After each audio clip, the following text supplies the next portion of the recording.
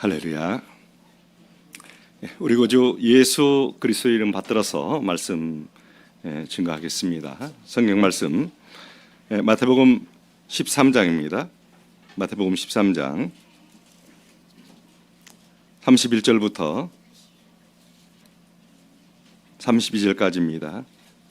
또 비유를 베풀어 가라사대 천국은 마치 사람이 자기 밭에 갖다 심은 겨자씨 한 알 같으니 이는 모든 씨보다 작은 것이로되 자란 후에는 나물보다 커서 나무가 되매 공중의 새들이 와서 그 가지에 깃들이니라. 아멘. 할렐루야. 우리 강남교회 성도 여러분 안녕하십니까? 저 안에서 평안하셨습니까? 우리 강남교회 성도님들을 이렇게 뵙는다고 생각하니까 굉장히 많이 또 기대가 되었고요. 또 강남교회가 하나님 은혜 안에서 얼마나 충만한 교회고 또 우리 전국 교회에게도 많은 또 사랑을 베풀고 또 기도하는 교회인가 하는 것을 일찍부터 잘 알고 있습니다. 제가 여기서 3일 동안 하나님의 말씀을 증거하지만 또 한편으로는 우리 강남교회의 성도님들의 훌륭한 그 신앙과 믿음의 그런 많은 부분들을 본받고 또 그 모든 은혜를 좀 나누고 싶은 그런 마음으로 또 이 자리에 섰습니다. 이렇게 증거하는 저나 또 이렇게 하나님의 은혜의 말씀을 듣는 우리 성도 여러분이나 같이 주님 안에서 은혜를 받는 귀한 영은혜가 되기를 원합니다. 이번에 그 제목을 겨자씨 한 알의 꿈과 비전이라고 하는 그런 제목을 가지고 이 영은혜를 인도하고자 합니다.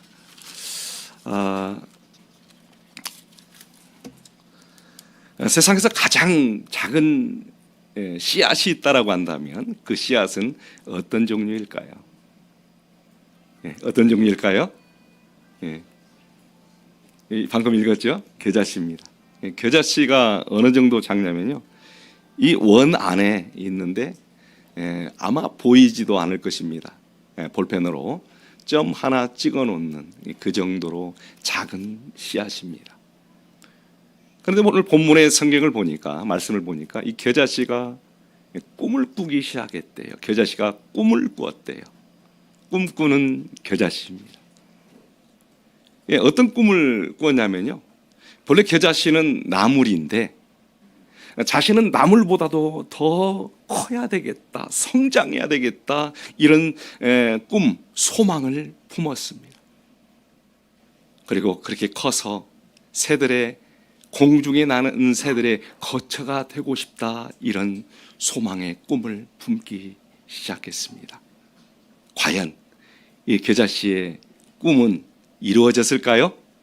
마침내 이 겨자씨는 세상에서 가장 작은 씨앗이지만 이런 꿈 때문에 결국 크게 자라나서 공중에 나는 새들의 거처가 되고 안식처가 되었다라는 말씀으로 이렇게 시작을 하고 있는 것입니다. 자, 이게 평범한 이야기일까요? 이것이 바로 하나님 나라의 비유다, 성도들이 꾸어야 될 꿈이다라고 말씀하는 것입니다. 이 천국은 이와 같다. 가라사대 천국은 마치 사람이 자기 밭에 갖다 심은 겨자씨 한 알 같다라고 주님은 말씀합니다. 천국은 이와 같다는 것이죠. 우리 예수님은 영광의 보좌에 앉아 계신 주님이셨죠. 우주를 창조하신 그런 창조주 하나님이시죠. 그럼에도 불구하고 그분은 아주 비천한 몸을 가지고 태어나셨고 또 짐승의 구유에서 태어나셨고 나사렛이라고 하는 그런 시골 이름만 들어도 굉장히 무시를 당할 수밖에 없는 그런 시골 태생이었습니다. 출신이었습니다. 그래서 예수님을 향해서 이런 이야기를 던지죠. 나사렛에서 무슨 선한 것이 나겠느냐. 그 정도로 사람들 눈에는 굉장히 작은 존재요, 비천한 존재로서 주님은 보였습니다. 그 아버지도 목수였죠. 목수의 아들. 그 아버지도 알고 그 어머니도 우리가 알지 않느냐. 그런데 그가 그리스도라고 나는 인정할 수 없어. 그렇게 사람들은 이야기를 하고 비난을 하고 가장 작은 존재로 여겼습니다. 하지만 예수님께는 꿈이 있었지요. 아무리 작은 존재로 여겨진다 할지라도, 비천하게 사람들이 말한다 할지라도 주님께는 꿈이 있었습니다. 세상을 구원할 꿈, 세상을 하나님의 품으로, 그리고 영원한 안식으로 참된 생명을 모든 세상 사람들에게 주시기 위해서 십자가에서 달려서 보배로운 피를 흘리시고 모든 사람들의 죄악을 씻어주시고 영원한 천국으로 모든 인생을 쉼 가운데로, 영원한 생명 가운데로 인도하고 싶은 그 꿈, 그런 완대한 꿈이 예수님 안에 자리 잡고 있었던 것입니다. 남들이 어떻게 보느냐, 내 형편이 어떻느냐, 내가 작은 자냐 큰 자냐라는 것이 중요한 것이 아니라 그가 가지고 있는 꿈이 무엇이냐, 그는 어떤 꿈을 꾸고 사느냐에 따라서 인생의 결과는 달라질 수 있다라고 하는 것을 오늘 본장을 통해서 예수님께서 말씀하고 계시는 것입니다. 이렇게 성도들에게 주시는 꿈이 있지요. 창세기 12장 2절에도 보면 내가 너로 큰 민족을 이루고 내게 복을 주어 내 이름을 창대케 하리니 너는 복의 근원이 될지라. 아브라함을 갈대아 우르에서 부르셨어요. 그리고 갈대아 우르에서 불러낸 이 아브라함을 향해서 이런 꿈을 주시는 것입니다. 어떤 꿈을 꾸게 하실까요? 그냥 하나님 만나서 그냥 잘 먹고 잘 살리라, 세상에서 너의 자손이 그냥 번창하리라, 그걸로만 끝나는 것은 아니었습니다. 그에게 주신 꿈은 바로 무엇이었습니까? 내가 너로 큰 민족을 이루고 복을 주어, 그 다음이 중요하죠. 내 이름을 창대케 하리니, 명성도 높아지고 큰 민족도 이루고 많은 복을 하나님께 얻은 존재로서 이제는 너는 복의 근원이 될지라. 세상 모든 사람들이 너를 통해서 복을 받게 될 거야. 네가 바로 복의 통로가 될 것이다.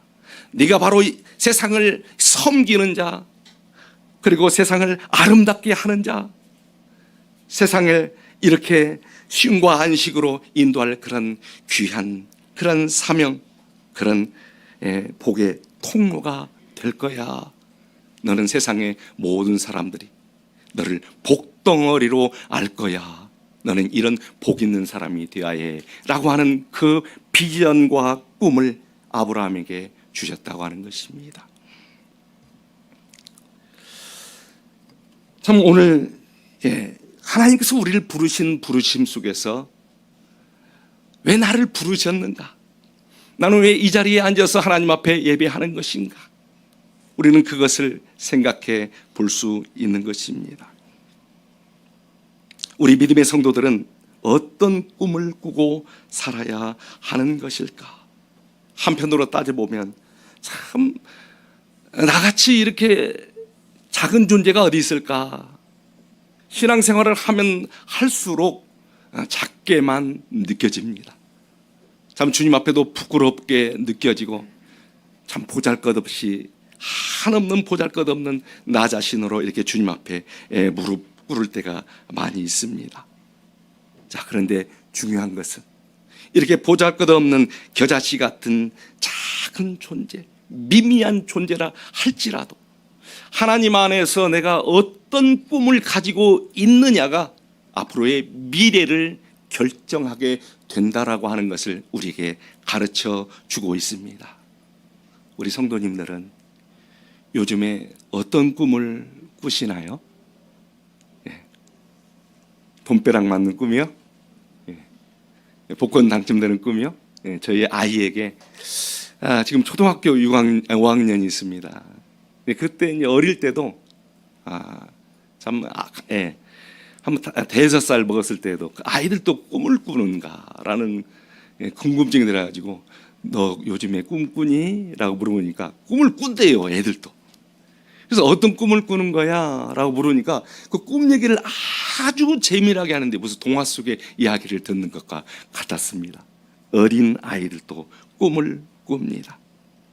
자, 우리가 그렇다고 한다면 우리 성도들이 지금 꿈을 꾸어야 될 그 꿈의 내용들은 무엇일까? 오늘 본장을 통해서 우리가 알 수 있는 것은 하나님이 우리를 부르시는 것은 아브라함을 부르신 것처럼 이웃들에게 복의 통로로서의 그러한 삶의 꿈을 이렇게 위해서 우리를 부르셨다라고 하는 것을 우리는 기억해야 하는 것입니다. 나는 이렇게 미미한 존재지만, 내 영향력은 적지만 이웃에게 축복이 되고 이웃에게 거처가 되고 안식처가 될 수 있는 그런 꿈을 꾸기를 주님은 원하고 계십니다. 너희가 바로 세상의 복된 통로가 되기를 원하노라, 이런 말씀으로 오늘 또 이렇게 이 시간을 통해서 우리에게 말씀하신 줄 믿습니다. 자, 그렇다고 한다면 참 아브라함처럼, 아니 예수님처럼 하나님 앞에 부르심을 입어서 복의 통로로서의 그러한 이웃의 안식과 기쁨을 줄 수 있는 삶을 살기 위해 주는 삶이 우리에게 있어서 가능할까요? 네, 가능합니다. 왜일까요? 그 첫째는 생명 있는 것은 자라나기 때문입니다. 따라서 해보시 바랍니다. 생명 있는 것은 자라나기 때문입니다. 겨자씨 하나는 출발이 아주 보잘것없고 작은 존재에 불과합니다. 그러나 자라나는 것은 크기와는 상관이 없습니다. 생명이 그 속에 있느냐 없느냐가 중요한 것이지요. 그래서 마가복음 4장 31절에도 제가 읽겠습니다. 겨자씨 한 알과 같으니 땅에 심길 때는 땅 위의 모든 씨보다 작은 것이로되, 땅 위에 모든 씨보다 작은 것이라고 했죠. 하지만 자라났어요. 이렇게 작은 겨자씨가 자라나게 되면 보통 1.5m 정도 자라난다고 합니다. 그리고 굉장히 크게 자라난 씨앗은 2m 정도 자라난다고 해요. 그러니까 제 키 정도는 이렇게 자라나겠죠, 이 정도. 그리고 더 큰 것은 훨씬 2m 정도 자라나겠죠. 이 정도 큰 나무로 자라나게 되죠. 성장이 눈에 안 보이지만 생명이 있는 것들은 자라난다는 것이죠. 오늘 마태복음 13장 33절 보면 또 비유로 말씀하시되 천국은 마치 여자가 가루 서말 속에 갖다 넣어 전부 부풀게 한 누룩과 같으니라. 누룩은 어떻습니까? 효모죠. 보이지는 않지만 그 누룩 속에, 효모 속에 생명이 있기 때문에 그 누룩으로 인해서 밀가루는 부풀어 오른 것입니다. 우리는 그리스도 안에서 새 생명을 얻은 사람들이죠. 요한복음 20장 31절 보면요, 요한복음 20장 31절 보겠습니다.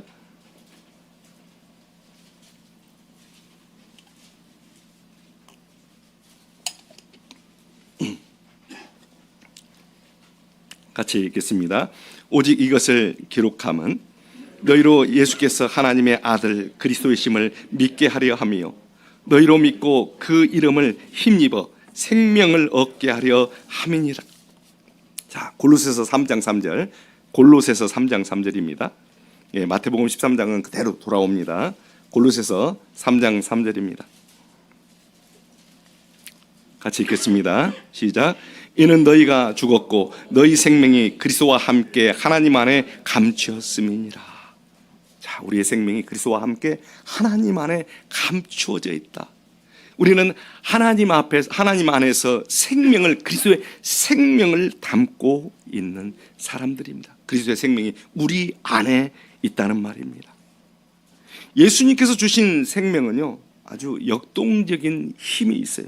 어느 정도 힘이 있느냐면 마지막 날에 부활하게 됩니다. 요한복음 11장 25절 보겠습니다. 요한복음 11장 25절입니다.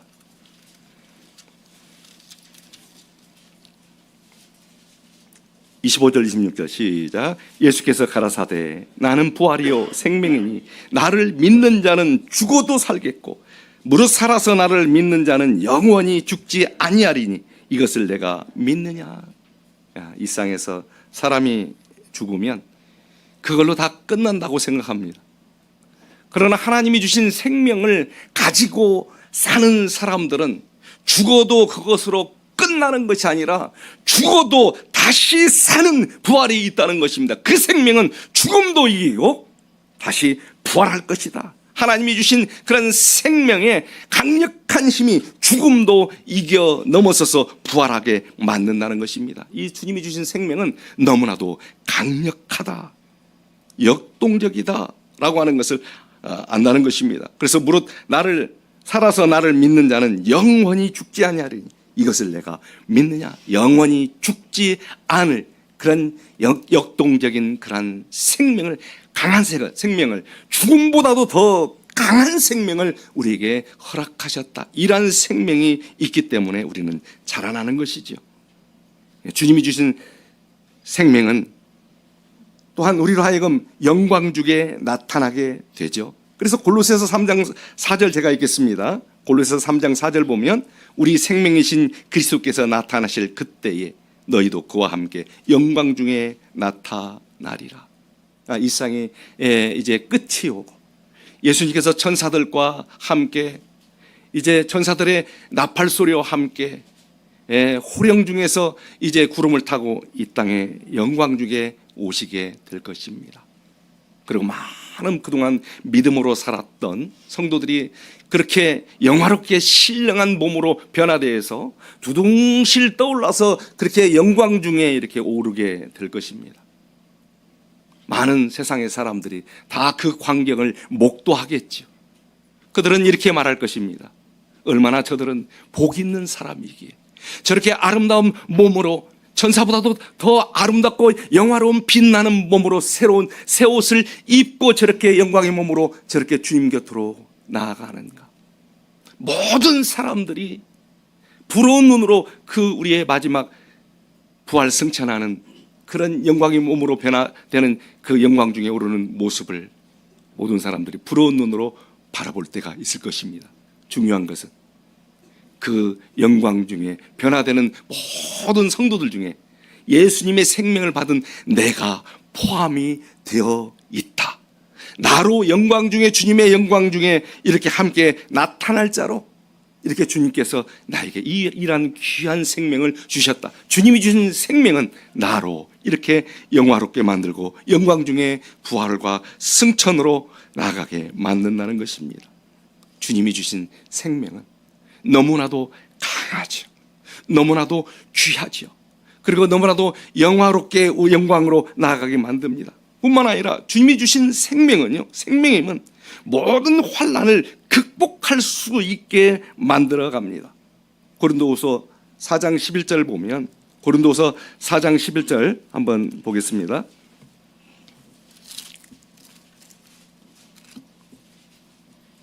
같이 읽겠습니다. 시작.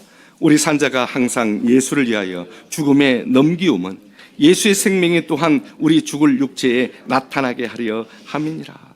사도들과 또 믿음의 성도들이 얼마나 숱한 믿음의 고난을 견디면서 살아왔는가. 어떤 핍박들, 힘겨움들, 날마다 사실을 그들은 이렇게 죽음에 넘기오는 죽음의 현장에서 살 수밖에 없었습니다. 그럼에도 불구하고 그들은 절망하지 않았습니다. 그 많은 어려움도 이길 힘이 있었습니다. 모든 것을 극복하는 그러한 사람들이었습니다. 왜일까요? 예수님께서 주신 생명을 가진 자들은 절망은 없습니다. 잠깐 우울하고 잠깐 낙심할지라도 예수님을 의지해서 모든 고난과 어려움들을 이겨가는 사람들이 예수 생명이 이렇게 예수 생명을 부여받은 사람들이라는 것입니다. 예수 생명이 나에게 있는 한 나는 이 모든 어려움들을 극복해 갈 수가 있는 것입니다. 마태복음 17장 20절 보면 마태복음 17장 20절 한번 보겠습니다. 마태복음 17장 20절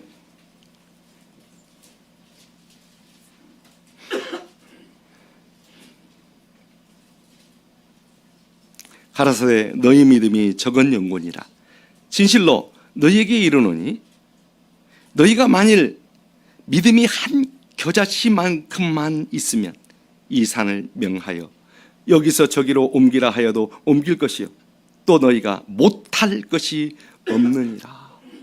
자, 이런 주님이 주신 이런 생명이 있는 사람들은 겨자씨만한 믿음만큼만 있으면 이 산을 명해서 저기로 옮기라 하여도 옮겨질 수 있는 모든 것을 가능케 할 수 있는 그런 역동적인 힘이 있음을 우리에게 말씀하고 있습니다. 자, 그러기에 우리는 예수님처럼 그리고 또한 아브라함처럼 모든 사람들에게 복의 그런 통로가 될 수 있고 또 모든 사람에게 기쁨과 안식이 될 수 있는 겨자씨 한 알의 꿈을 꿀 수 있다. 그건 얼마든지 가능하다라고 하는 것을 여기서 알 수가 있는 것입니다. 자, 그렇다고 한다면 두 번째는 우리가 이러한 겨자씨 한 알의 꿈으로 참 이웃에게 거처가 되고 안식이 되고 위로가 되고 행복이 될 수 있는 그런 복된 삶을 살아갈 수 있는 이유는 무엇일까요? 겨자씨 한 알의 꿈을 꿀 수 있는 그런 근거는 무엇일까요? 두 번째는 천국의 자녀는 좋은 씨로 이웃에게 안식처와 축복이 되는 특징이 있기 때문입니다. 따라서 해보시 바랍니다. 천국의 자녀는 좋은 씨로 이웃에게 안식처와 축복이 되는 특징이 있기 때문입니다. 옛날에는 학교를 다니면 학교 배지가 있었어요. 그 배지를 보고 그 어느 학교 학생인지를 알았지요. 그런데 천국의 그러한 자녀들은 어떤 특징이 있냐면 좋은 씨가 심겨져 있어요. 마음속에 하나님 앞에 생명을 받은 참된 생명이 우리 안에 이렇게 놓인 사람들은 좋은 씨가 심겨져 있습니다. 어떤 씨일까요? 나는 이웃에게 참 안식처가 되고 싶어. 내 일생의 삶을 통해서 누구에겐가 위로가 되고 싶어. 행복이 되고 싶어. 이런 삶을 살다가 나는 이 삶을 마칠 거야 라는 그런 꿈이 자리 잡게 된다는 것입니다. 이전에 제가 목회하는 지역에 교회에 국악을 하는 그 형제님이 국악을 하는 아들을 둔 형제님이 있었습니다. 그래서 국악을 발표를 하는데 같이 가자는 거예요. 공연하는데 전주에 대사습 그걸 한다고 합니다. 사슴이 아니고 대사습. 그래가지고 텔레비전 보면 이 국악을 이렇게 들으면 판소리 듣거나 국악에 뭐 현악기 있잖아요. 울리는 소리 들으면 그거 듣다 보면 잠 안 올 때 딱 들으면 딱 좋아요. 잠이 잘 옵니다. 그러니까 부담이 얼마나 되는지. 이거 뭐 핑계 댈 수도 없고 시간 내서 일부러 가야 되는데 그래도 체면이 있으니까 교회 본고차를 한자 태워가지고 같이 갔어요.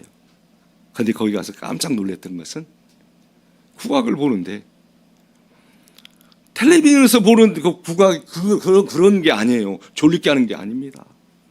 거기에서 막 그 꽹가리도 치고요, 막 장구도 치고 못하는 게 없더라고요.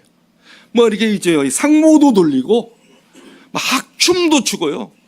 그러면서 이 삿갓도 옛날 삿갓 쓰고 얼굴에다가 하얗게 분칠해가지고 여기다 막 빨간 립스틱 칠하고 무슨 저승사자 같이 나왔는데 그러면서도 이렇게 막 그 판소리도 그냥 판소리가 아니라 살아있는 판소리였어요. 그걸 보면서 야, 현장에서 보는 거하고 텔레비전에서 보는 거하고는 다르구나. 우리 예배도 현장에서 드려야지 텔레비전에서 보면 졸립죠? 야, 확실히 그래. 현장에서 봐야 합니다. 그 감동이 그래서 이렇게 이게 국악도 이런 매력이 있구나라는 생각이 들었습니다. 그래서 제가 물었죠. 그 형제님에게 어떻게 아드님이 이런 길을 걸어가게 되었나요? 그랬더니 얘는 어릴 때부터 좀 비범하고 달랐습니다 라고 말씀을 하시더라고요. 근데 이제 동네에서도 정월 보름이라든지 설날이라든지 그러면 막 풍물놀이 배들이 막 이렇게 징도 치고 깽가리도 치고 그러면서 막 동네를 이렇게 돌잖아요. 그럼 그 소리가 나면 방 안에서 벌떡 일어난대요. 그래서 막 뛰어나가지고 막 그 풍물놀이패 속에 들어가서 막 춤을 추면서 막 따라다니는 이 아이가. 그러더니 저 속에 들어가 있네요. 국악인이라고 하는 씨가 그 마음속에 있었던 것이죠. 저에게는 그게 없어서 그 풍물놀이패에 끼들 못한 것입니다. 근데 감사하게도 지금 생각해 보니까 하나님의 백성들에게는 하나님의 좋은 씨를 예수 생명 안에서 나에게 허락했다, 우리 마음속에 심어 놓았다라는 것을 요즘에 들면서 참 그것이 깨달아집니다. 제가 사는 곳은 굉장히 그 시골 중에서도 굉장히 깡촌입니다. 물론 저희 동네에도 천주가 있고 또 이웃 동네에도 성결교가 있고 그랬지만 제가 예수님을 믿지는 않았습니다. 그런데 중학교 1학년 때 성결교회에 다니는 친구가 있는데 그 친구가 아주 독실한 친구였어요. 신도였어요. 그래서 그가 이제 일요일만 되면 어디를 가느냐, 와이셔츠, 하얀 와이셔츠를 입고, 그 시골이다 보니까 교회 주변에 풀이란 풀은 잡초란 잡초는 다 베고 굉장히 헌신적으로 그렇게 봉사를 하더라고요. 그래서 아이들이 그런 이야기를 했습니다. 그 아이에 대해서. 쟤는 커서 목사가 될 거야. 이름이 이복재입니다. 이복재는 커서 목사가, 훌륭한 목사가 될 거야. 저렇게 교회 주변에 있는 풀을 다 베고 충성스럽게 하나님을 섬기니 목사가 되지 않겠느냐라고 모두가 얘기를 했습니다. 그런 이야기를 들었을 때 갑자기 제 마음속에서 막 이렇게 전율이 일어났어요. 나도 목사가 되고 싶어. 나도 목사가 되고 싶어. 아니, 예수를 믿어야 목사가 되는데 교회를 나가보지도 않은 사람이 목사가 되고 싶다는 생각이 들었어요. 그럼 목사가 뭐 하는 사람이냐? 앞에서 설교하더라고요. 이렇게 선물 준다, 고무신 준다 그러면 제가 한 번씩 갔거든요. 근데 목사가 앞에서 설교를 하더라고요. 어쨌든 근데 그때부터 목사에 대한 이런 꿈을 가지게 됐는데 제가 지금 목회자로서, 목자로서 이 자리에 서 있는 것입니다. 어떻게 보면 하나님께서 저에게는 예수님을 믿기도 전에 목자의 꿈을, 좋은 씨를 심겨 놓았습니다. 참, 하나님 나라에서는 어떤 사람이 큰 자입니까? 마태복음 20장 25절 보면 이렇게 말씀하고 있습니다. 마태복음 20장 25절 보면 예수께서 제자들을 불러다가 가라사대 이방인의 집권자들이 저희를 임으로 주관하고 그 대인들이 저희에게 권세를 부리는 줄을 너희가 알거니와. 26절 보면 너희 중에 그렇지 아니하니 너희 중에 누구든지 크고자 하는 자는 너희를 섬기는 자가 되고. 자, 그래서 하나님 나라에서 제일 큰 사람은 누구일까요? 천국에서 가장 큰 자는 누굴까요? 바로 우리 예수님이죠. 왜 예수님이 가장 크신 분일까요? 예수님께서 마태복음 11장 28절에 이렇게 말씀하고 있습니다. 수고하고 무거운 짐진 자들아 다 내게로 오라. 내가 너희를 쉬게 하리라. 예수님은 이렇게 수고하고 무거운 세상의 모든 자를 다 오라고 말씀하시고 모든 자를 다 섬기실 수 있는 주님으로 사시다가 이 땅을 그렇게 떠나셨던 것입니다. 가장 큰 자는, 하나님 나라에서 가장 큰 자는 많은 사람들을 가장 많이 섬기는, 온 인류를 섬기는 바로 예수님이 천국에서 가장 큰 자입니다. 오늘 또 믿음 생활 하시면서 우리 선배들이 많이 떠났어요. 하늘나라로, 주님 품으로. 때로는 우리 어머니 같은 분들, 믿음에 정말 믿음으로 이끌어주는 형님 같은 분들, 그런 훌륭하신 분들의 삶이 너무나도 그 자취가 너무나도 자리가 커 보이지요. 귀해 보이죠. 지금도 내 가슴 속에 그분은 사라졌지만 내 가슴 속에 영원히 남아서 그분의 신앙의 전율들이 오늘 또 그 신앙의 품성들이 내 안에 자리 잡고 있고 그분들을 사모하고 또 그분들을 본받기 위해서 믿음 생활합니다. 참 우리에게는 그분들이 참 크신 분들이죠. 왜 그럴까요? 그분들이 우리에게 크다는 것은 그분들이 그렇게 우리와 함께 믿음 생활하실 동안 많은 섬김이 있었기 때문입니다. 하나님 나라는 이렇게 많이 섬긴 자가 하나님께 이렇게 큰 자인 것을 우리로 알게 하시는 것입니다. 그래서 마태복음 20장 28절에 보면 이렇게 말씀하고 있죠. 인자가 온 것은 섬김을 받으려 함이 아니라 도리어 섬기려 하고 자기 목숨을 많은 사람의 대속물로 주려 함이니라. 섬김을 받으려고 하지 않았습니다. 그러기에 예수님은 크신 분이시죠. 오히려 내 목숨까지도 다른 사람에게 대속물로 주어서 그들을 섬기리라, 그들에게 생명을 주리라, 모든 것을 다 내어놓고 섬기셨습니다. 그러기에 주님은 가장 크신 분입니다. 그래서 우리 성도들은요, 바로 이 좋은 씨가 심겨져 있는데요, 나도 이웃을 정말 기쁨을 주는 자가 되고 싶다. 참 이웃에게 기쁨을 주고 행복을 주는 것을 내 삶에 있어서 참된 가치로 이렇게 아는 자들, 이들이 바로 천국의 씨들이 심겨진 자들입니다. 아름다운 마음씨가 그렇게 담겨져 있어요. 그 씨가 우리 안에서 자라나는 것입니다. 마태복음 13장 38절 39절 읽겠습니다. 마태복음 13장 38절 39절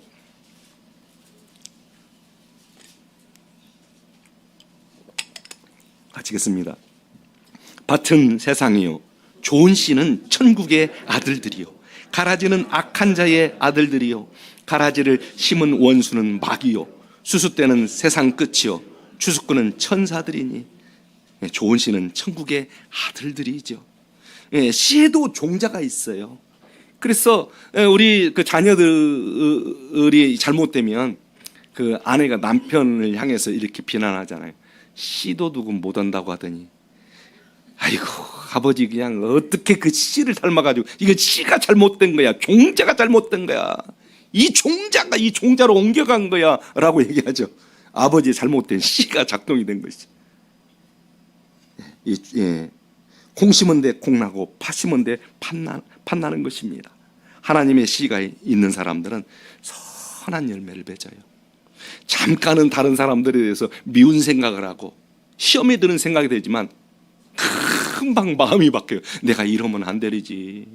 하나님을 믿는 사람이 이러면 안 되지. 안 돼. 나는 아름다운 삶을 살아야 돼. 회개해야 돼. 나는 이웃들에게 안식을 주고 기쁨을 주고 행복을 줘야 하는 삶을 살아야 하는 거야. 그러면서 내 마음에서 금세 선한 빛깔로, 어두운 얼굴이 밝은 빛깔로 이렇게 바뀌어가는 것을 보게 됩니다. 악한 마음을 가지고 살라고 해도 살 수가 없어요. 왜냐하면 내 마음을 하나님께서 막 성령으로 막 있죠. 막 북처럼 막 이렇게 회개를 저도 안 해보려고 해도 안 할 수가 없어요.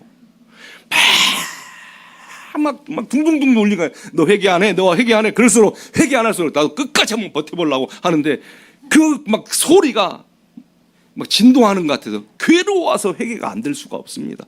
그것은 바로 우리 마음속에 하나님의 선한 씨앗이, 예수의 생명이 이렇게 있기 때문에 그렇습니다. 그러나 악한 열매를 맺는 자들은 그 속도 악해집니다. 악합니다. 마태복음 13장 41절 보겠습니다. 같이 읽겠습니다. 인자가 그 천사들을 보내리니 저희가 그 나라에서 모든 넘어지게 하는 것과 또 불법을 행하는 자들을 거두어 내어. 악한 자의 아들들은 바로 이렇게 남을 넘어지게 하고 불법을 행하는 그런 자들입니다. 그 씨가 악한 씨이기 때문에 악을 행하고도 가책을 받지 않고 전혀 파렴치하게 그 일을 행할 수 있는 것이 왜일까요? 악을 누구나 다 할 수 있는 건 아니에요. 악한 씨가 그 속에 있어야 하는 것입니다. 하나님의 선한 씨를 가진 사람들은 이렇게 이웃을 섬기고 싶은 그런 마음이 이렇게 가득하게 되고 선한 열매를 맺어가는 것입니다. 그래서 이 마태복음 13장 44절에서 46절에 보면 이런 비유가 있죠. 마태복음 13장 44절에서 46절입니다. 천국은 마치 밭에 감추인 보화 같으니 사람이 이를 발견한 후 숨겨두고 기뻐하여 돌아가서 자기의 소유를 다 팔아 그 밭을 샀느니라. 또 천국은 마치 좋은 진주를 구하는 장사와 같으니 극히 값진 진주 하나를 만남에 가서 자기 소유를 다 팔아 그 진주를 샀느니라. 그래서 성도들은요, 자신의 삶에서 정말 가장 귀한 것이 무엇인지를 깨닫습니다. 그리고 귀한 가치를 위해서 그 모든 것을 다 팔아 그것을 위해서 봉사하고 헌신하고 사용하게 된다는 것입니다. 어떤 가치를 깨달을까요? 우리 성도들에게서 가장 아름다운 가치는 내가 하나님 안에서 참 이웃들에게 기쁨이 되고 행복을 전해줄 수 있는, 이웃들에게 안식을 전해줄 수 있는 귀한 삶을 사는 것이 가장 가치 있는 일이다. 이것을 깨닫는 것입니다. 그래서 일생을 통해서 오늘 또 누가 나를 칭찬하는 것은 아니지만 하늘나라 복음 전파를 위해서 오늘 또 많은 수고를 하신 분들이 계세요. 충성하는 분들이 계세요. 오히려 교회 일을 하면 어떻습니까? 하나님의 일을 하면 어떻습니까? 또 선한 일을 함에도 불구하고 그 선한 일 때문에 오히려 가만히 있으면 욕도 안 얻어먹는데 그냥 괜히 오해를 받아가지고 공경에 처하는 경우가 있어요. 선한 일을 하다 보면 그래요. 얼마든지 그럴 수가 있어요. 그러면 이렇게 생각할 수 있죠. 내가 다시는 선한 일을 하는가 봐라. 그렇게 생각해도 내 마음속에서 그래도 이렇게 막 내 마음속에 솟아나는 생각은 것은 무엇입니까? 불같이 일어나는 생각은 무엇입니까? 그래도 그렇지, 남이 뭐라고 하든 간에 남이 나를 인정하든 인정하지 않든 나의 삶의 가치는 내가 이 땅의 삶이 지나기 전에 이웃들에게 정말 이렇게 희망과 소망과 그리고 섬김을 다할 수 있는, 안식이 될 수 있는 겨자씨 하나의 꿈을 이루고 싶은 그런 마음들이 솟아나기 시작합니다. 그 생각을, 그 꿈을 막을 수가 없는 것입니다. 그래서 평생을 누가 인정하지 않아도 그들은 기쁨으로 주의 일을 위해서, 가치 있는 이웃들을 위해서 이렇게 헌신하는 것을 위해서 다 팔아서 그 아름다운 가치를 위해서 수고하고 헌신하는 것입니다. 이들은 천국에서 해같이 빛날 것이다. 이렇게 주님은 말씀하십니다. 약속하십니다. 마태복음 13장 43절 읽겠습니다. 마태복음 13장 43절 읽겠습니다. 그때의 의인들은 자기 아버지 나라에서 해와 같이 빛나리라. 귀 있는 자는 들으라. 자, 이렇게 귀 있는 자는 듣죠. 하나님의 선한 씨를 가진 사람들은 이런 귀가 있습니다. 그때에 자기 아버지 나라에서 해와 같이 빛날 사람들은 이웃을 섬기는 일에, 이렇게 하나님 나라를 위해 보화를 발견한 사람처럼, 진주를 구하는 장사처럼 자기 소유를, 이 가치를 위해서 다 팔아서 이것을 위해서 투자하는 삶을 살아간다. 가치 있는 것을 위해 자신을 기꺼이 드리고자 하는 마음을 이야기하는 것입니다. 저는 그래서 이런 찬송을 이렇게 마음속에 이렇게 와닿습니다. 이 찬송이, 당신의 그 섬김이 천국에서 해같이 빛나리. 당신의 그 섬김이 천국에서 해같이 빛나리. 당신의 그 겸손이, 당신의 그 믿음이, 당신의 그 충성이 천국에서 해같이 빛나리. 주님이 기억하시면 족하리.